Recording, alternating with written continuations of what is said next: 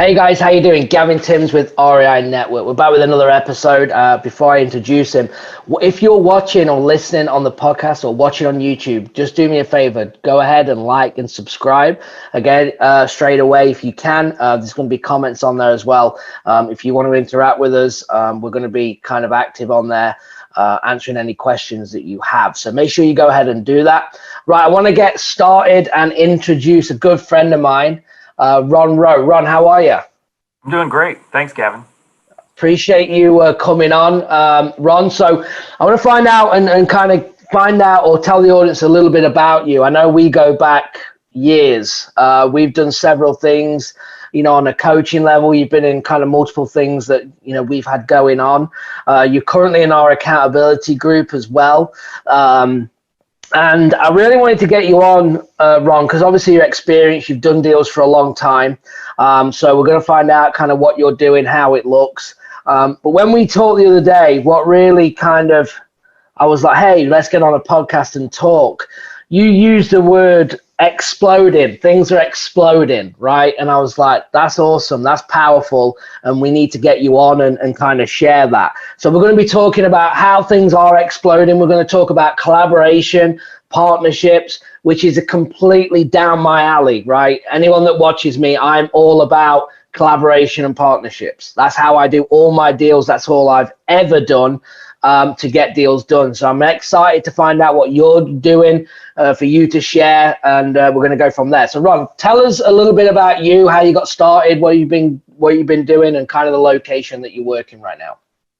Yeah, thanks, Gavin. So I've been wholesaling mostly since 2014. So that's quite a while, and I do it all part-time. So I'm a former, or I'm still a licensed attorney, but when I started off, I was working for the state as an attorney, and then I switched for different family reasons to do some nonprofit work. That gave me a lot of flexibility to continue to do wholesaling. And I've working with Joe and you, Gavin, over the years, gotten better or worse, sometimes just back and forth about keeping going with my marketing and follow up and stuff. And you and I have talked a lot about that over the years, but, definitely doing deals every year, and just, got different folks and different networks that help me do that. And so I'm in mid-Missouri, and like I say, doing mostly wholesaling. We do a lot of different kinds of marketing, and just see what comes in and then process it and see what we can do with it. Okay. So yeah, you've done deals then, for several years, obviously with an attorney background. I want to actually just touch on that real quick. I'm big when I work with anyone, I look at personalities, right? And this is something, I'm going to be honest, I didn't really get from you. But normally what happens is that when I analyze people on a coaching level, I'm like, okay, I got an attorney. What's an attorney going to be more worried about? It's going to be paperwork. What's in the contracts, right? Are we going to be able to send out a contract without him like, well, this could be interpreted this way, or like a teacher, they want to be a full, plan of action, and they want to just plan everything and not actually do it. So we have all these different personalities. Was you, as an attorney, did you have that? Was you worried when you got into wholesaling about, is this legal? What is the paperwork like? Did you have that feeling? That's a great question. I'm kind of the opposite, and it's more my personality, and it's and as an attorney, I'm not the guy you hire for crossing your T's, dot your I's and stuff. And that's not the kind of work that I did. I'm not a details kind of guy, which you don't want an attorney that says that to you, by the way. So I'm a bigger picture guy. It really did help. And I've had several people talk to me about this. It did help me feel very comfortable with the docs that you have to use, and know, when I'm putting something out there, know how far I'm really extending myself with any one of the, the things that I'm committing to, with any paperwork that I'm putting out there. And then also being able to read, a contract or whatever agreements, that you're looking at and go, yeah, this is going to work. And just feeling comfortable knowing what you're getting into, I think, is more than anything with a legal background. So that's how I take it. And it's helped me in that respect for sure. Yeah, so you actually took that as a positive thing, and spun it into using your knowledge, not to look at everything as a negative on there, but actually like, oh yeah, the way that this reads, because I'm not an attorney, right? And we teach people all over the country. So we have to say, hey, go and get your contracts looked at. But when I look at the 1-page agreement, I mean, we have 4 or 5 clauses in there that we need to have in there. Right. And at the end of the day, we have inspection periods. They have to give us access to the house to do inspections, get, contractors, realtors, anyone that we need in there, and we can obviously renegotiate. We can get out the contract within the inspection period. We have certain get out clause. Now, obviously, I don't teach it to do that, to negotiate or to get out of contracts, but it's there to do if it's needed. So that's good to hear. That's good to hear, rather than, no, you can't do this and you can't do that, and they pick it to part. You probably know this, but attorney gets paid by the hour typically, and if you give them a document, they're going to find something, 2 or 3 things they would change, because that's their job. And you give 10 attorneys the same document, they're probably going to find 10 different things wrong with it or whatever. And that is what it is. They're paid to cover your CYA and make sure that you're covered, given what you tell them your risk tolerance is and whatnot. And for me, I know my risk tolerance is I'm pretty okay. And so I just need those 3 or 4 clauses, like you mentioned, that I go, okay, I'm good on this. I'm going to operate in there, and we're pretty much going to get all these done. But if we needed an escape, then we can get out with that. So absolutely. No, that's great. I think that's going to be that right there for people, right? That when you give your contracts to attorneys, listen, again, their job is they get paid by the hour. So it's like, it's just like a new boss coming into a job, right? They have to make change, even though there's nothing needs changing. Everyone has to put their stamp on it to show, oh, I'm doing my job. And obviously, they're not going to go, oh yeah, it looks great, on your way, and they've just charged you for 5 minutes. They're going to go, oh no, we need to go back and forth 10 times so we all, I make some money. So no, that's great. So tell us then, from what you've been doing previous to why you feel like this traction, you've been able to kind of, again, explode things as kind of, started happening for you. Yeah, when I reached out to you the other day, and I do that occasionally with you, as you know, when things are going well, or I need a pick me up or whatever, I'll send you a Voxer or something like that. And the other day, I just had something come in through my network where they basically said, hey, can you help my wholesaler in this area do this? And it was in Columbia, it was in my area, and looked at it, and right away I said, heck yeah, things are hot here. We're going to be able to do something with it. And as I was getting that message, I was working on the flip that I'm working on, that I never do flips, but it makes sense to do this flip. And I just got word, a couple hours before that another deal that's a virtual deal for me in a different market, pretty close to here, but working with another partner, he said, hey, we got the contract on that. And so it was just like all of that coming together literally within a few hours. I was like, and other things are brewing, and so it's like, I'm gonna Voxer Gavin and say, things are going. But really the glue there is all of that. There's just tons of network partners that's happening. I'm doing the marketing side heavy, and most of the first contact, me or the VAs that I work with and have worked with off and on for a few years now. But we do the front side of it and get it going, and then do some follow up and stuff. But those network partners, whether it's in a remote location or like kind of the main deal that I'm working on right now that I'm flipping here in my backyard, I'm not going to swing a hammer. I'm not doing any of the heavy lifting, because I'm really a front side guy. But even here, my own backyard, I'm doing it kind of like you would do virtually with a partner. So it's partnerships is the big thing that I've developed over the past few years, that really is coming together all at once, makes this possible, so that I'm having quite a bit of success just right in the last few weeks.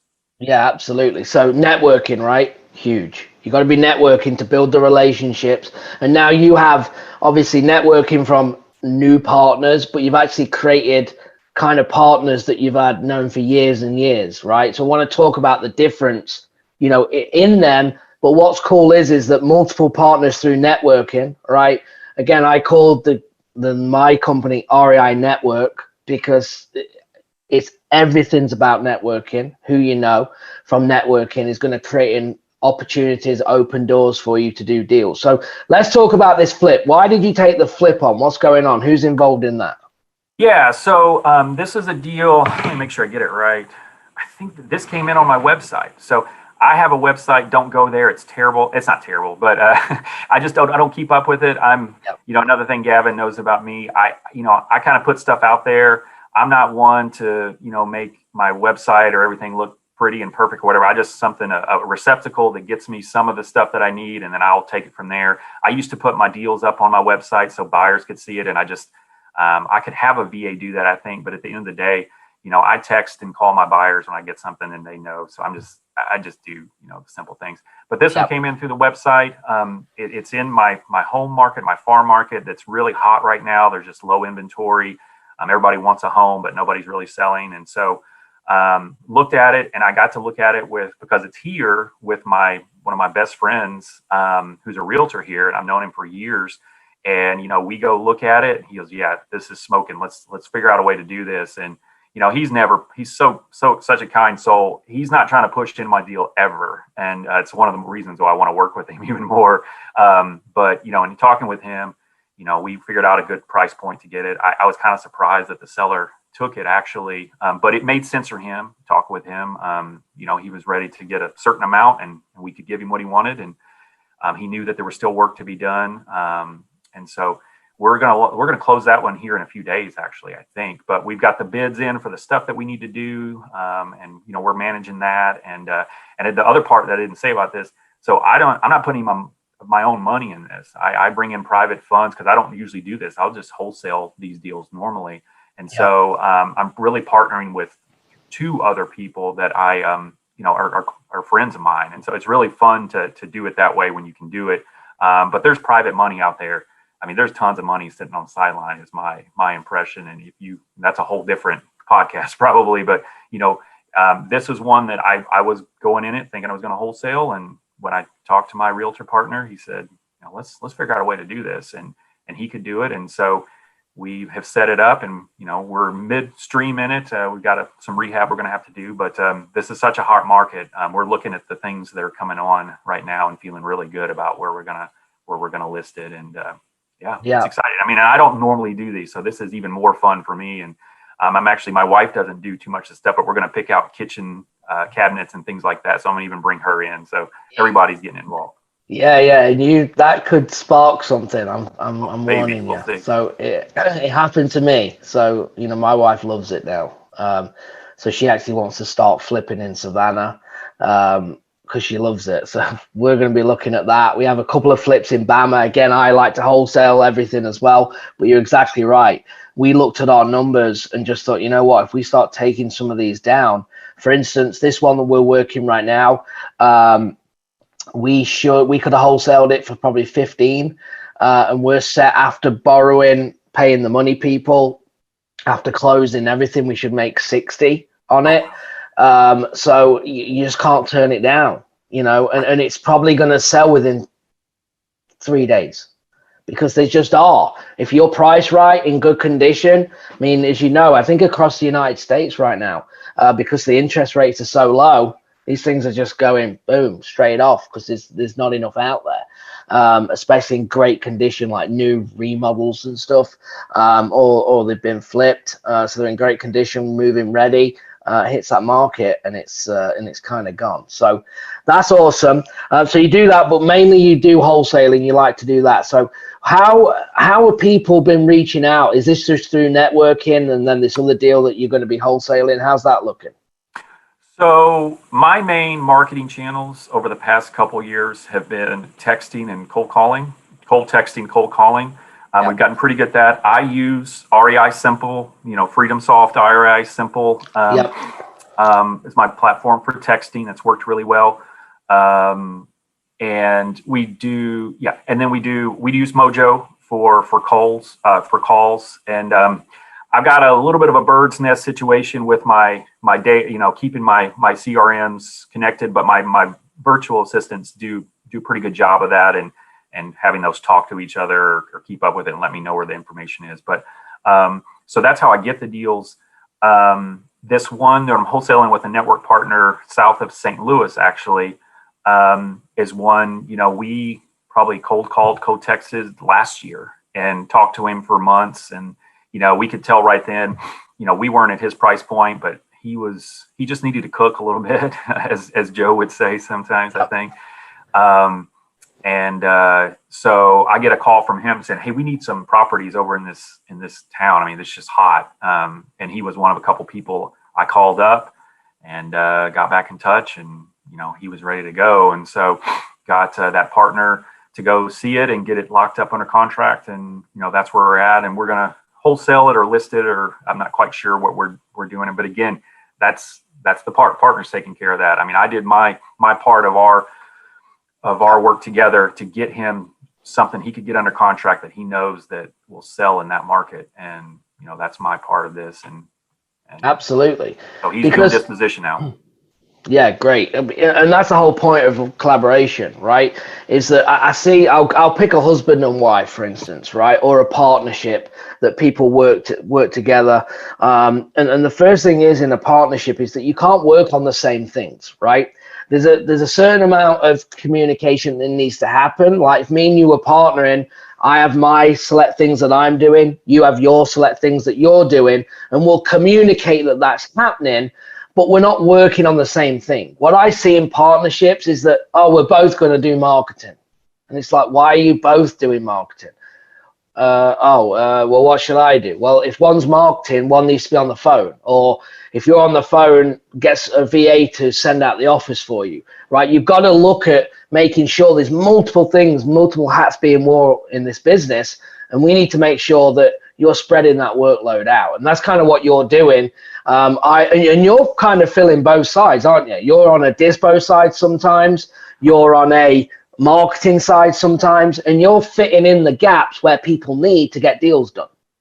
Absolutely. And it really depends on the market. And I think I've mentioned to you over the years. So Columbia being what it is, Columbia is about 100,000 person town or so, not very big, but not too small. I get leads off in what I would call the boonies, just in the middle of nowhere, Missouri. And sometimes I have some buyers that can do stuff with them.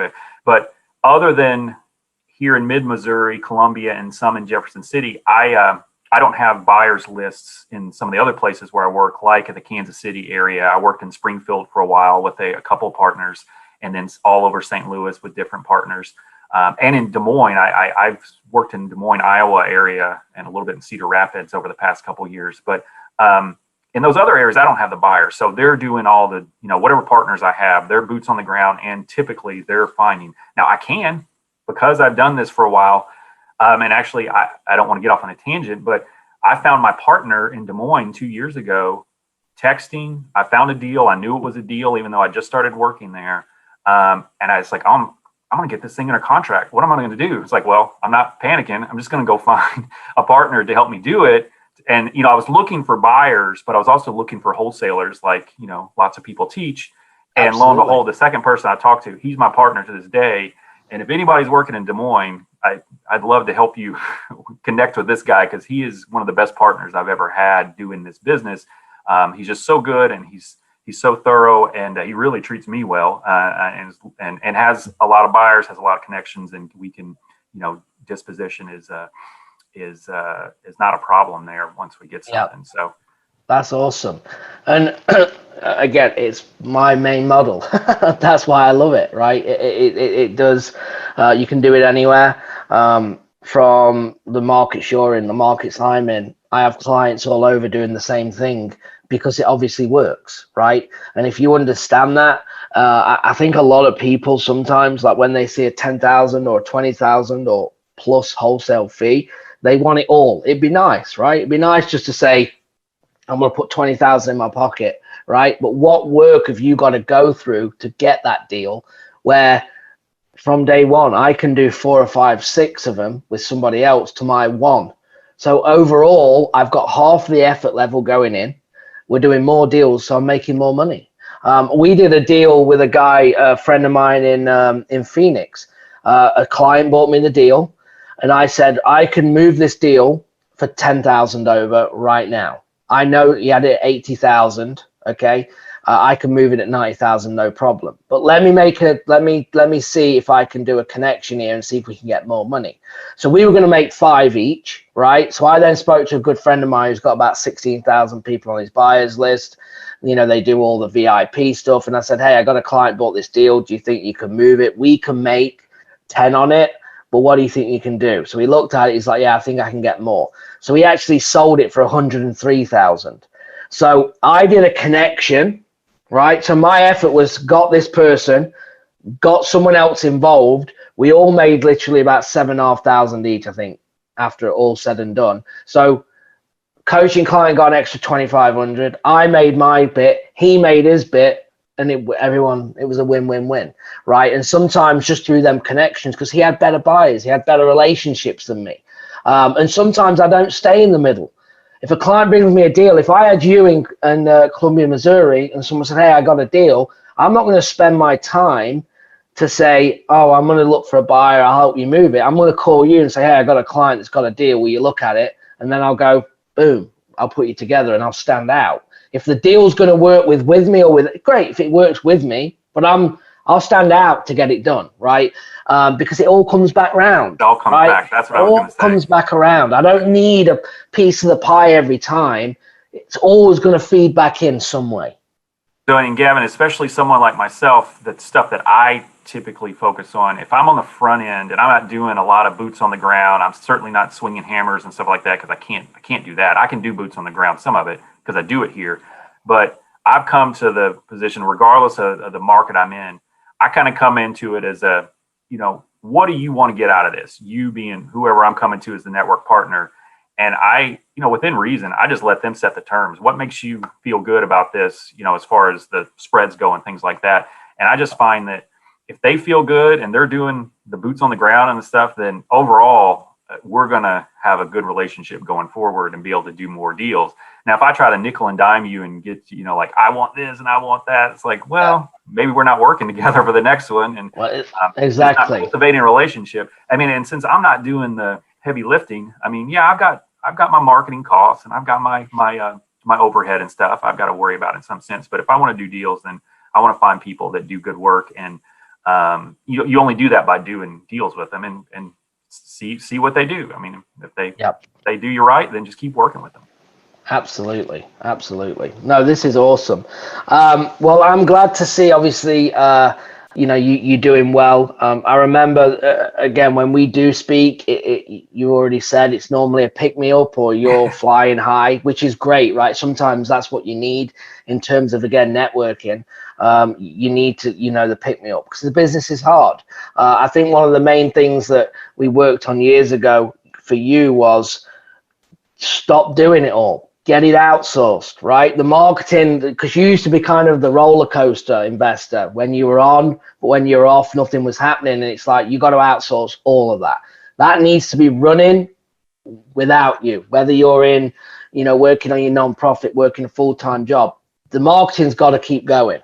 The train has to keep moving. And it's great to see, obviously, over the time that you're putting that into place. And obviously now, taking it to the next level. So fantastic.